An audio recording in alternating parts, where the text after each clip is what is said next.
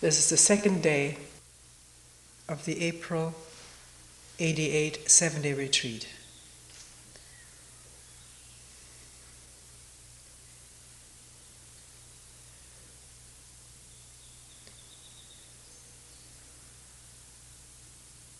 I didn't make it explicit from the very beginning that very often the topic for the talks are questions that people bring up in meetings. I hope no one minds if a question they have brought up appears in a talk.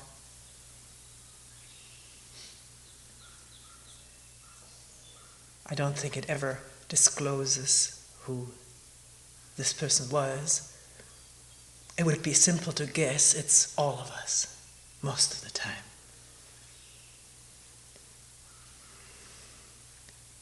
The questions that are brought up in talks are usually universal concerns, very general concerns. Also, the questions are never remembered and brought up verbatim the way they were said. So please don't feel misunderstood if the question appears different.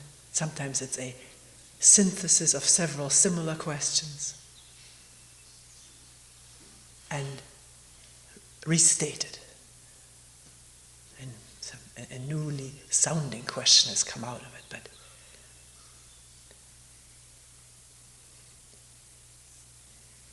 so today we will discuss questions that have come up about tiredness and sleep, rest, about pain, about work, and if we get to it, as a very common question, may take a whole talk for itself. Why haven't I changed? I've seen something very clearly, or I'm seeing something clearly, but the thing doesn't change. Why?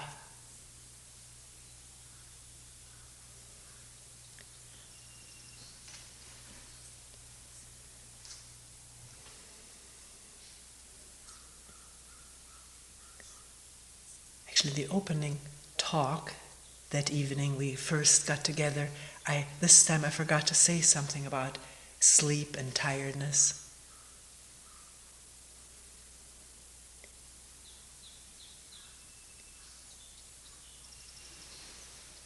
And it's important to say something about it right at the outset, because in so many spiritual training centers, much is made of going without sleep.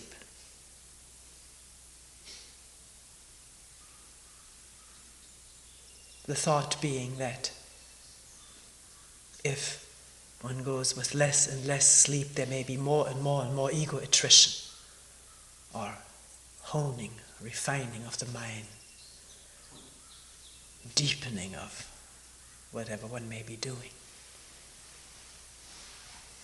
What we usually say in the opening talk is that if one is tired, very tired, any time during the day or after the sitting ends at 9:30,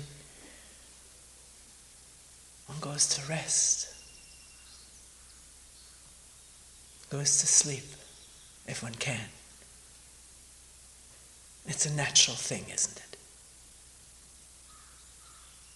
If one is exhausted, tired, worn out, maybe one has had hard working weeks behind one with very little sleep, and the body just begs to get some rest. The nervous system, the muscles, or whatever, the heart. So there's nothing shameful or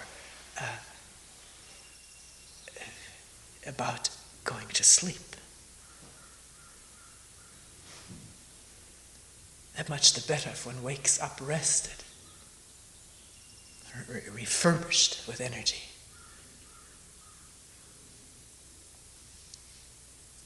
And it takes some fine retuning or new tuning to really get the signals of the body. We are there. These signals are so overlaid or distorted by the way we've been trained. Either the worried parents that the small children don't get enough rest, the battle of going to bed. Even though most children battle having to go to bed, something is implanted, that it is something taken very seriously by the parents, that one gets 8, 10, whatever hours of rest. And when there's no one anymore to battle about it, then the brain, the memory says, I should get my rest or else something is awry.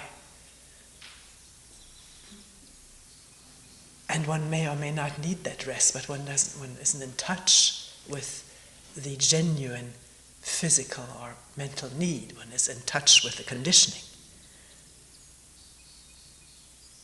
The feelings of duty or anxiety if one doesn't get what one has come to believe one needs. And of course, what we call the spiritual training, where one has gotten a new conditioning that one is a good meditator or whatever if one skips sleeping hours and sits instead or practices whatever.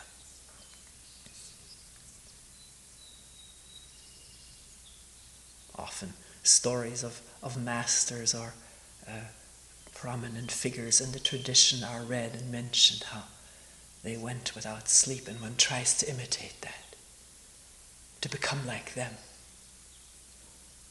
Just be aware when this goes on in the mind, so that there is cognizance of how we function according to what ideas and indoctrinations, principles, which all become an insulation around real needs or signals from the body.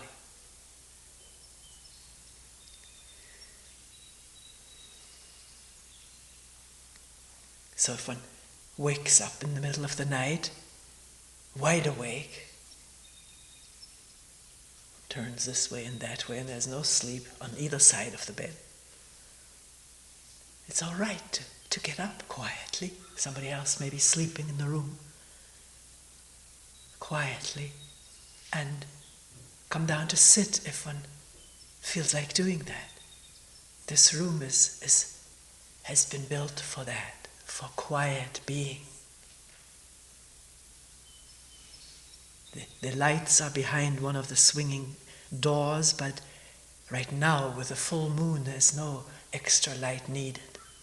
There's already too much light in here with these exit signs, but we're not allowed to turn them off. They serve a function. And then not to worry, well, if I am awake now, then I may be tired tomorrow. Well, meet tomorrow when you're tired and go to sleep then. That's the beauty of a week like this. You don't have to do anything in a certain way, except if you wish to eat, be there for the half hour that the food is out. It disappears after half an hour.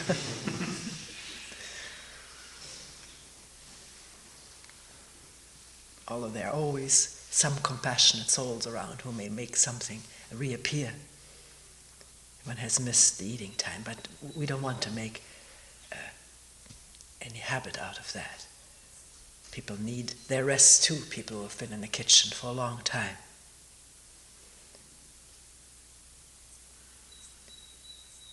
So whether it's the hour of day or night, sunshine, moonshine, or rain, to do what is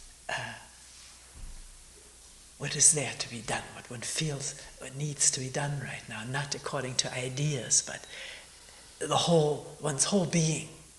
Listen to one's whole being. Unprotected or unbarricaded by all the principles by which we grew up. Which is not easy. We take them for granted. We're not aware of them. We're unconscious of most of them. Which doesn't mean they can't come into awareness. If one listens subtly to all the things we say to ourselves, verbally or just in fleeting thoughts. This is good, this is bad, do this, don't do that. One can open up the inner ear for those messages, or the inner eye for that screen on which all these commands appear.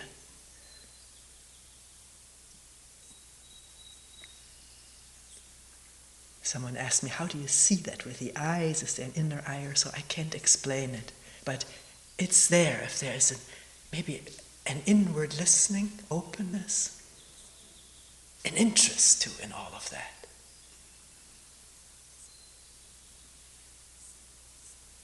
To find out in the one laboratory which is totally accessible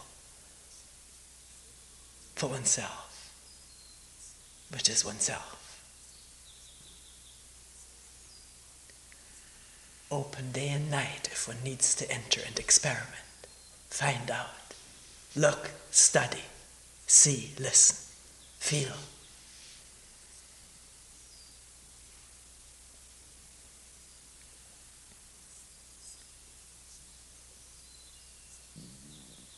One person put it in somewhat this way: I still feel guilty when I take rest which feels so right, so necessary and good, and yet there's a feeling of guilt which abates if I push myself toward these limits, here or working. Is that what fuels a lot of our work? That with that guilt feelings about being no good, of no value or importance, that these guilt feelings then abate or are overshouted? To question it and watch whether this is so. One has to watch it. One can't say right offhand, no, I'm not like that, or I must be like that. One can watch it. That's the beauty of it. Find out. As the conflicting choice comes up, shall I take a rest or go on? And then just listen to what we say to ourselves, what we think, what we image, feel, comparisons with others. It's all there for the observation.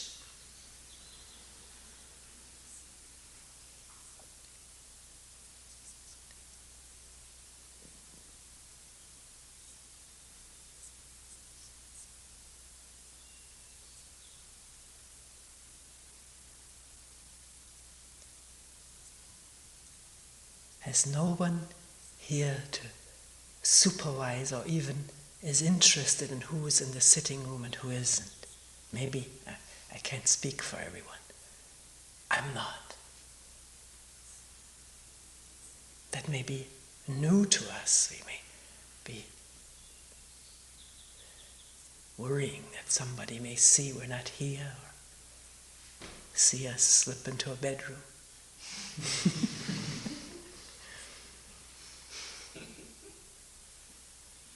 And one may imagine that the person who is also in that same bedroom may see one, or one may feel what strength the other person has for not resting. All of this stuff can one drop. See it and drop it in the seeing. There's a new strength that grows out of understanding what one needs to do at the moment. Obviously, if there's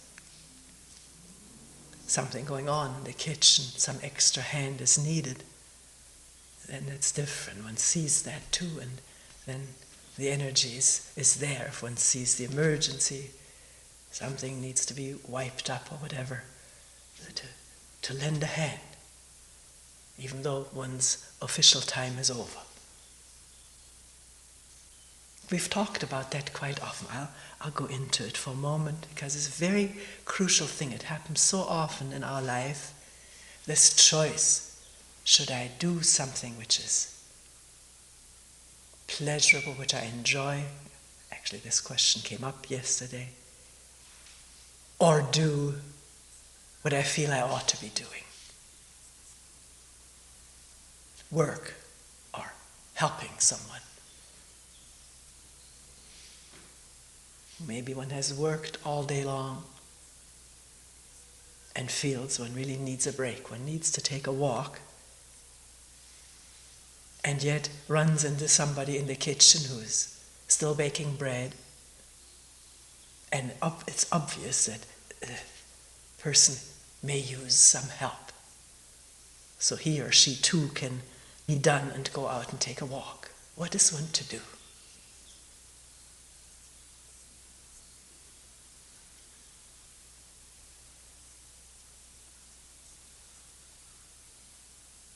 One has to be in the situation, doesn't one? It's sort of futile to make a decision right now. But whatever decision one may take, either to take that walk because one is drained to the hilt, one needs to take this walk, or postponing the walk and helping with the bread, whichever way one goes, can one then just stay with that and not constantly think of what one really could have done or should have done? I think this is where the detriment sets in to the mind and the mood. Helping with the bread, but thinking how much nicer it would have been to be on the walk, and the other people also didn't help with the bread. They went on the walk, and all this sort of polluting back and forth of the thoughts. Or likewise going on the walk and feeling guilty that one didn't after all stay with helping in the kitchen. And then the walk is spoiled. There's no freedom to breathe and listen and look. Enjoy the air and the sky and ground. If the mind goes back to the kitchen where one feels one really ought to have been.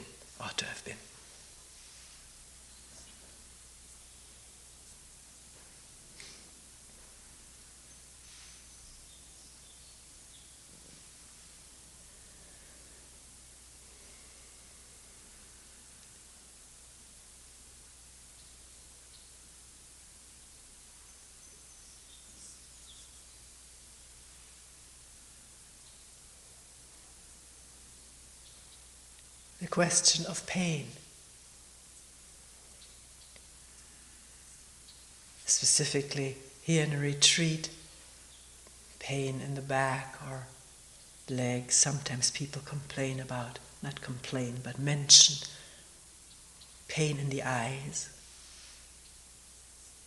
strain in the eyes. What does one do with that? That's often the question. Can you give some advice, or how am I to deal with that?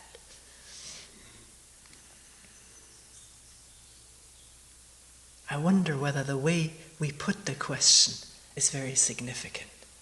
Whether we're already postulating in our question someone who has that pain, or someone who can do something about it. Then one continues in the thoughts in this double track, in this dualistic track of me and my condition, me and my discomfort, pain, me and my possible solution. So can one approach whatever comes up? Right now we're talking about pain, strain. Can it be approached freshly?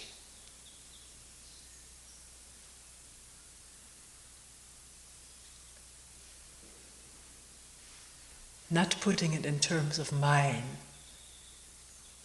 but in terms of what is there. If I have no terms, the term mine is being questioned, the term pain is being questioned. Strain, we use these words, and the words by themselves, even without some palpable sensation, already start triggering a whole network of emotion and sensations.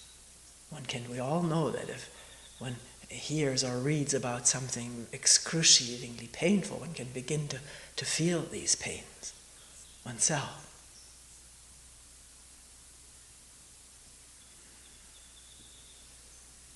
So in a quiet, exploratory listening time and space as this, can one abstain from labeling, naming whatever comes up? Here, right now, in talking with each other, we will label and name because this is the only way we can communicate surfacely, on the surface. But let us understand as we're communicating verbally that these words are not the real thing. The word pain is not whatever is happening there in the small of the back. Or the word eye strain is not what is actually happening here. What is actually happening? If I drop the words, put them aside, don't I need to open up very freely and sensitively to what's there?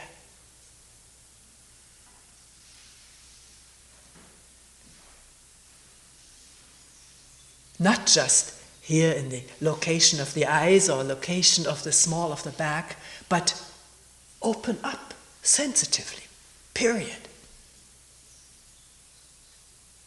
To nothing specific. To all and everything that's there. And that's part of it. Certain sensation there, which I won't label, and therefore I don't know it, therefore it can really just be there fully, unpinched by thoughts, not hemmed in by fears that are elicited by the word pain, not interpreted by memories of what this always has felt. I already know it when I start labeling it, and I know how it's going to develop. At day 3 it's going to get worse, and on day 5 maybe it will abate. One has all of these blueprints in the mind. Can one see that and put it aside easily? The putting aside happens as this new listening takes place, which is without knowledge. Without knowledge from the past. It's amazing how things are inside and out when there is no knowledge to interpret it, to know it, and to anticipate its future.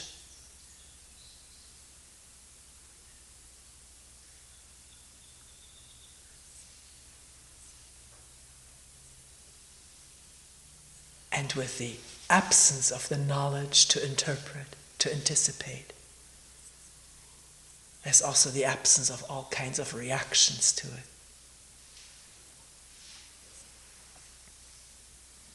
Or are we going too fast, too quick? Maybe there is a reaction. They're wired into us, not liking pain, fearing pain, resisting pain, trying to overcome pain or squelch it, overpower it. There are all these programmed reactions. to known pain, can they reveal themselves? That takes the energy of awareness to reveal the reactions, and in the revealing, in the attention, they are diffused. They don't go automatically. Things only go automatic when there's no attention. When there's attention, there's no need for automaticness. Automaticness is exposed. And with that can abate. That's the functioning of attention, to expose what's mechanical, habitual, automatic. And in that energy of attention, the diffusing of automatic reactions, seeing and diffusing simultaneously.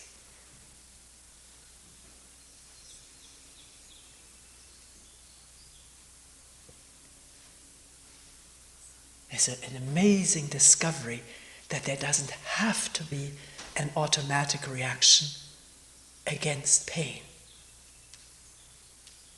moving in on it, dealing with it, and to discover how much additional pain there is in that. Stress, tension, energy, wasted. Because this pain, in quotation marks, can take perfectly good care of itself.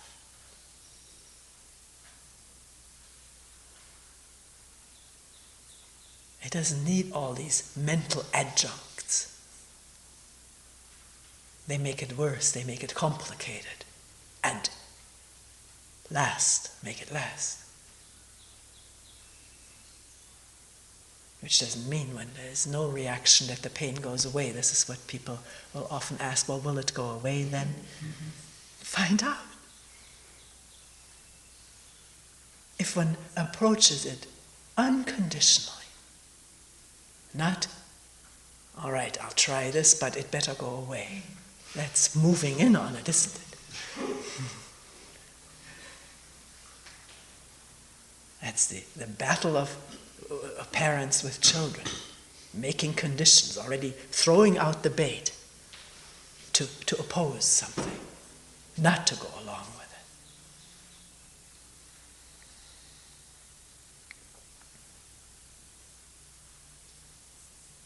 it. So what is pain and strain and stress when it has the space of the universe to take place?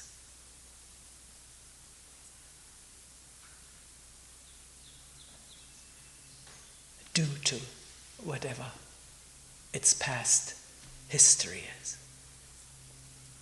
has a cause.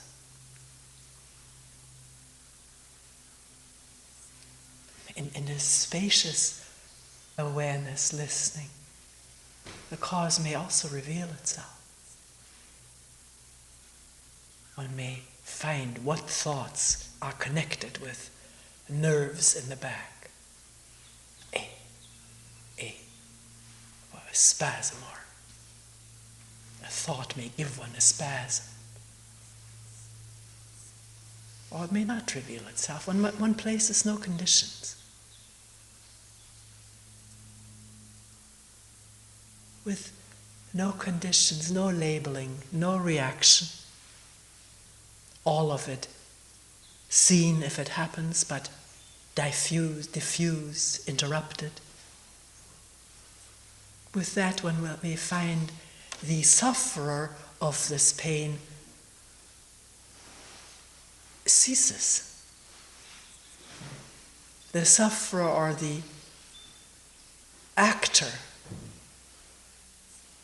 the one who suffers it or the one who was going to do something about it, the one who has that pain is no longer there, because that agent is made up out of the reaction, the labeling, the intentions.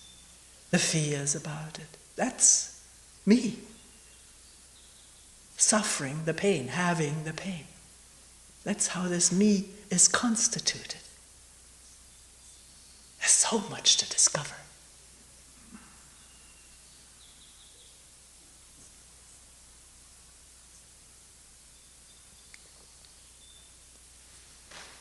It's very important to discover that there is only what's going on, not someone who has this going on in him or her, who suffers it or who can do something about it.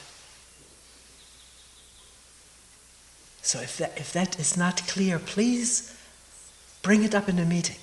We'll go through it again, very meticulously, openly. And if it's going too fast, then say, wait a minute, let's go over this again. Well, how did you get from here to there? I didn't understand that.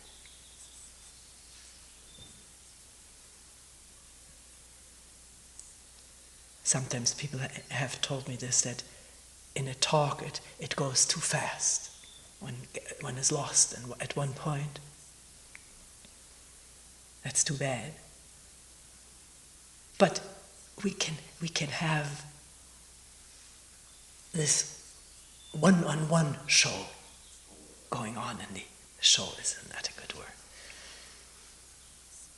We can go into it just with what wasn't understood, where one got lost, and go over it again. And obviously one can do it for oneself. All of this stuff is not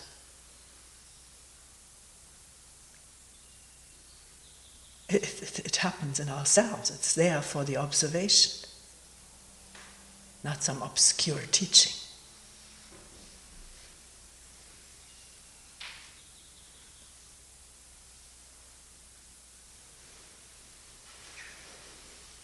Coming back to pain in the back or legs during sitting may very well be related to unaccustomedness to a certain posture and unaccustomedness to holding it for a long time. Then change the posture. Lie down for one round on the bed or take an easy chair. Sit on the balcony. We used to have many more easy chairs, but we've had staff people leaving, and then the easy chairs go too.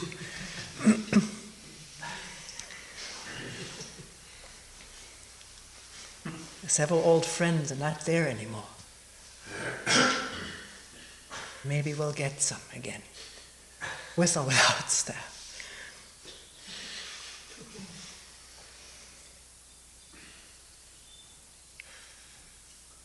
Sometimes people tell me, I don't like to sit in that easy chair because I go to sleep.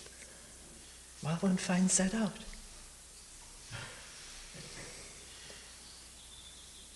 If it was a good sleep, it was restful for the nerves and the body. And there's nothing lost with having had a good sleep. Maybe having had a good sleep, one can be awake now. Listen and look wakefully. Keeping oneself up with stress and willpower, one may be asleep all the time. But, you know what I mean. Just totally involved with this, I must stay up, I must keep myself awake. But that's not being awake. It's being asleep with an obsession.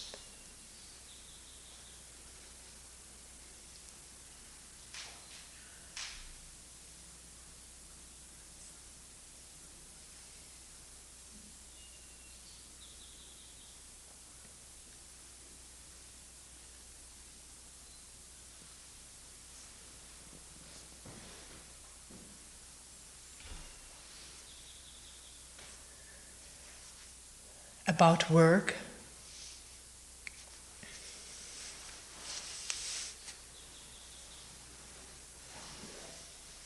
one question came up about not the work here during the retreat, but the daily job involving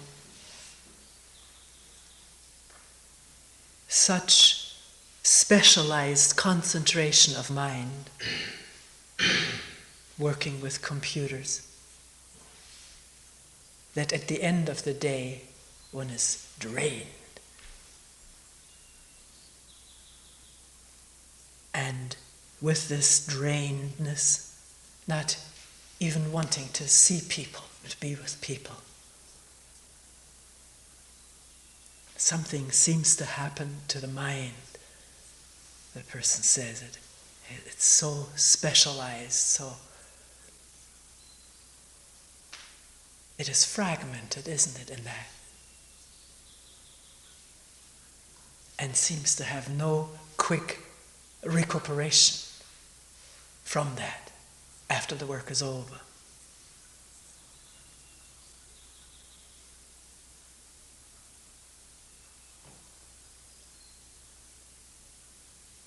What about that? I'm not so sure that it is just peculiar to that particular way of using the mind, but it may have a particular accent on a certain part of the brain concentrating. Also, if one is using a computer for completing some job or writing a program, you can really become obsessed with that. Having to go on with it, finish it, expand it. And with that, of course, when work is over, this is still just dominating the brain. One takes it into the forest if one walks. The program, how will I figure it out more? Because this happens with anything that one becomes so captivated by. It is said of Handel that when he wrote the Messiah, he didn't eat or sleep for, I don't know how long it took him, 2-3 weeks to write that.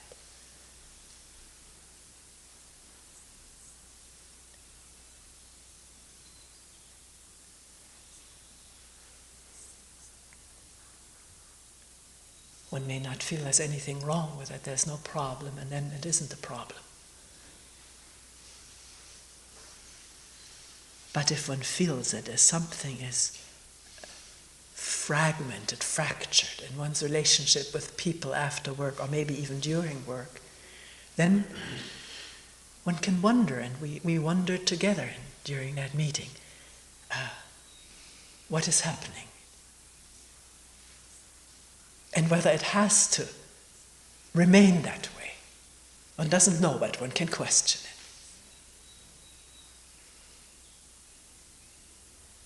Whether the mind has to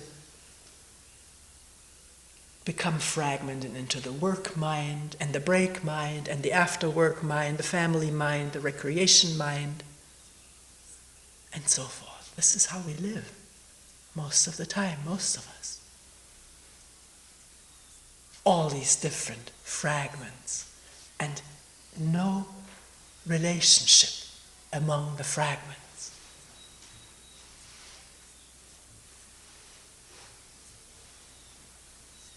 Something comes to mind right now. One person mentioning in a meeting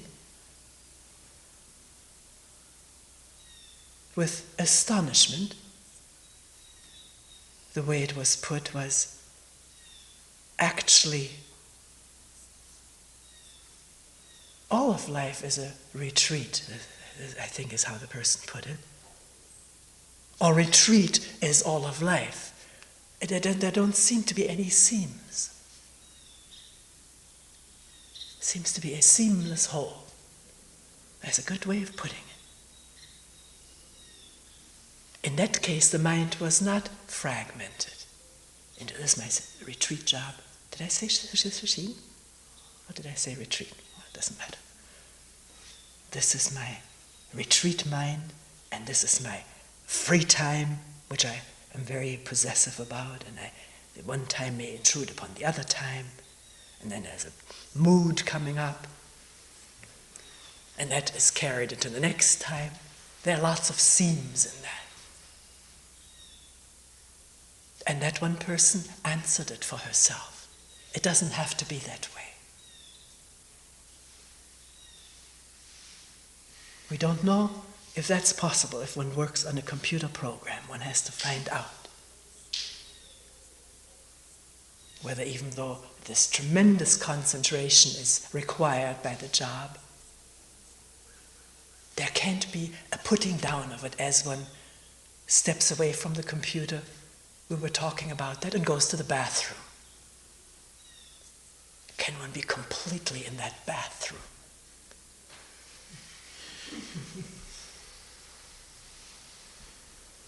Or while things are happening in the bathroom, the program is taking precedence. It may, but it doesn't have to. One has to try it out. And if it seems to go on and on and on and possess the mind, as it were, one can question, why is one's identity invested in figuring this program out?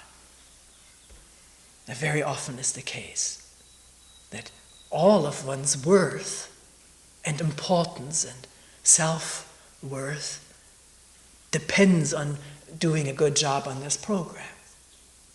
And because of that, one can't let go of it, because one thinks one can't let go of this whole self-image and self-worth. But as the question begins to pry into this and puncture some of these bubbles, one may find out one can do work without investing self in it. That's an enormous step. It has to be looked at.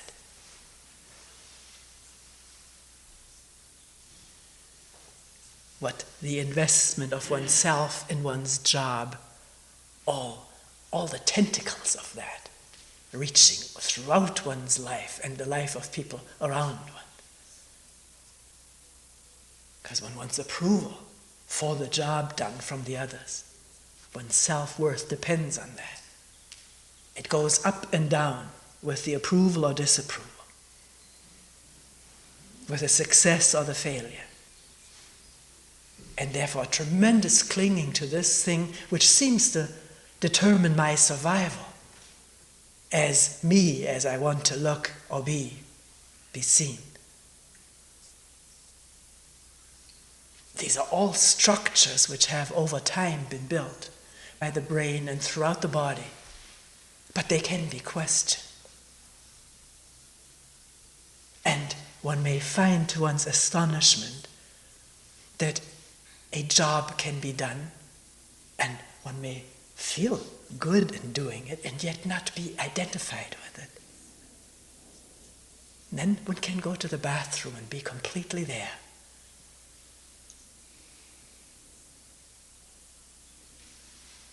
Because the mind isn't tied to image, self-image.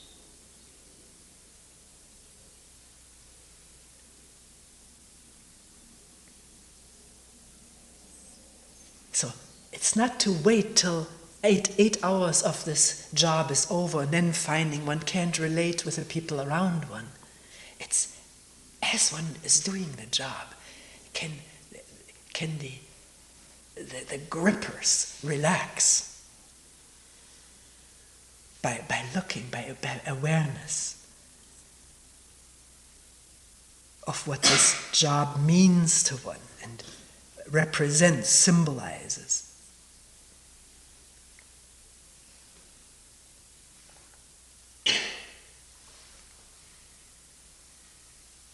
And it's amazing to find how something can be truly enjoyed doing when all of that is not there. But it can also be left, finished, when the time is over.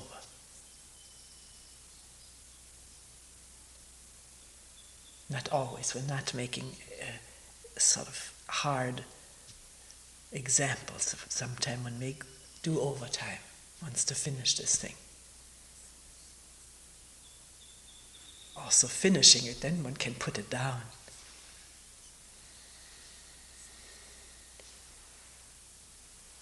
When it's not finished, that the very fact that something is unfinished, the brain has sort of a basket for unfinished business. It keeps popping that stuff up. Unfinished at work and unfinished psychologically. Maybe from way back.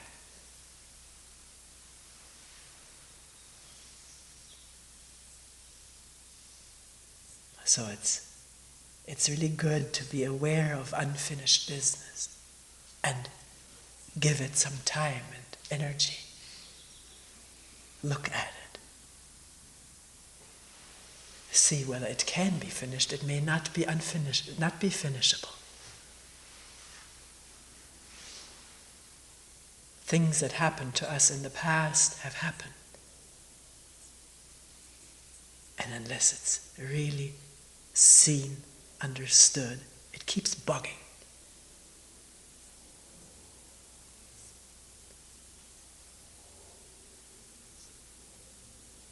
I think I related years ago about our grandson once being quite severely punished for bouncing a ball. He was 3 years old then, or 2. They were visiting in our home, and there had been this threat sent by a parent, if you do this, then you'll have to go to your room or something. And of course he had to do it. This was the lure, the bait. And the parent had to go through, and then there was a long crying and agonizing, and then the make-up afterwards.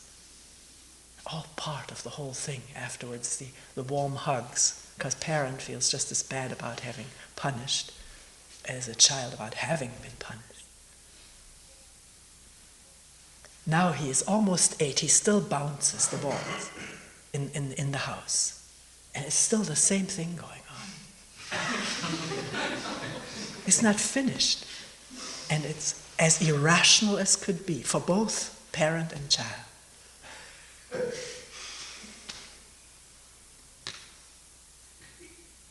May have become a great basketball player, bouncing balls in a hall. But that may not be as attractive if nobody says don't do it.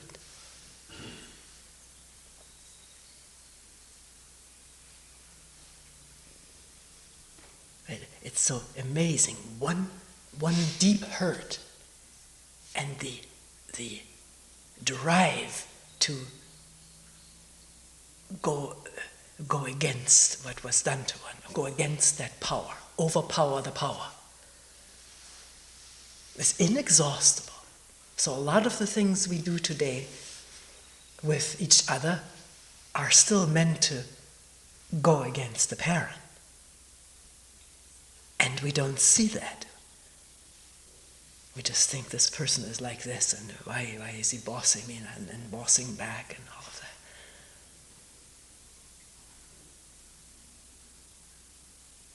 So can this kind of unfinished business be questioned and put to rest by just not going with it anymore? When one sees and understands, the energy isn't there anymore to do it when it's understood.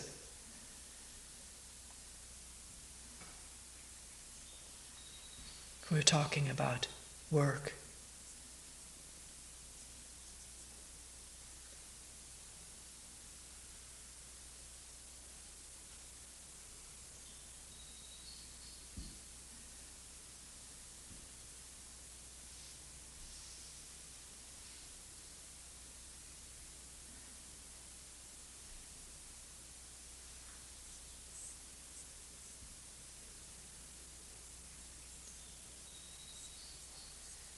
No seams. Whether working or recreating, being with friends or alone. Is that possible, that there be a life without seams?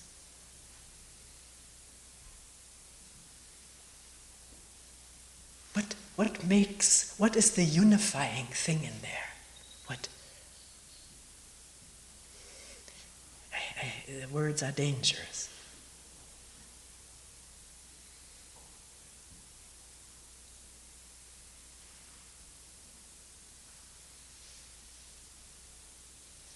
Sounds like now I must unify all this. Who is going to do that? It's the one who makes all the fragments, the thoughts. So we can't approach it that way, can we?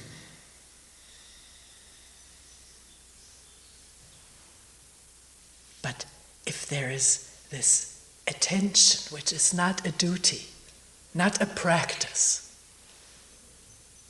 not a training method, it's just the openness of looking and listening and feeling,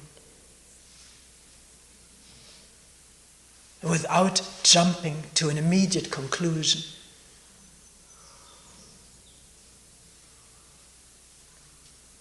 That can be there at all times, can it?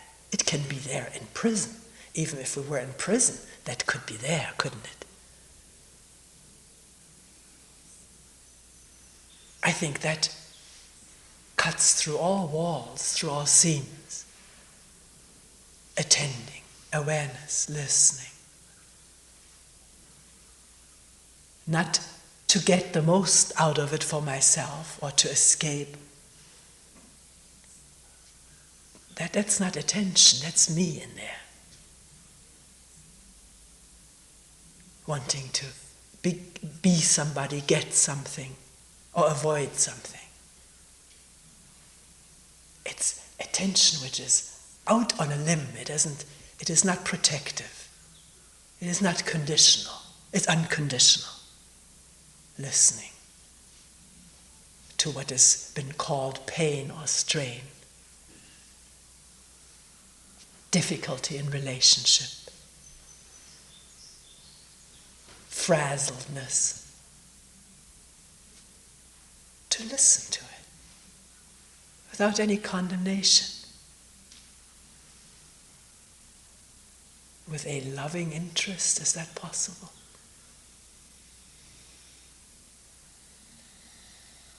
The lovingness comes on its own when the me steps aside. Then there's lovingness and there's also intelligence that sees what is what and what leads to what.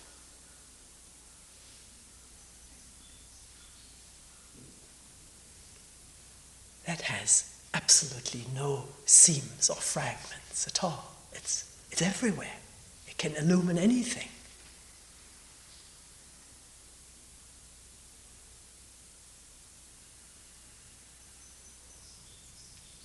If there's no holding back, no fear, what will happen to me? One doesn't know.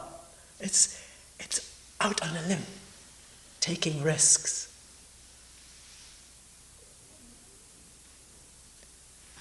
Only taking risks in regard to what I think may happen to me, but these are thoughts.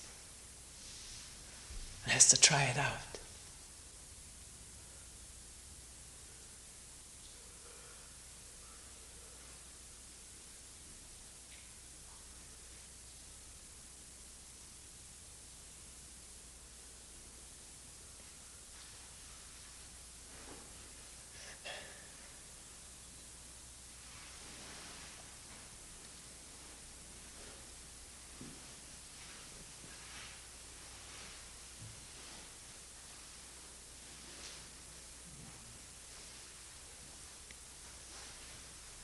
Maybe tomorrow we'll get to the question of, why don't I change?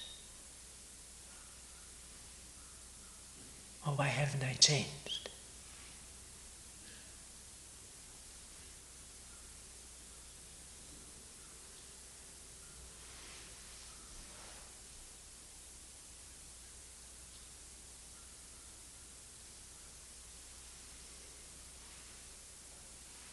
We will end here for today.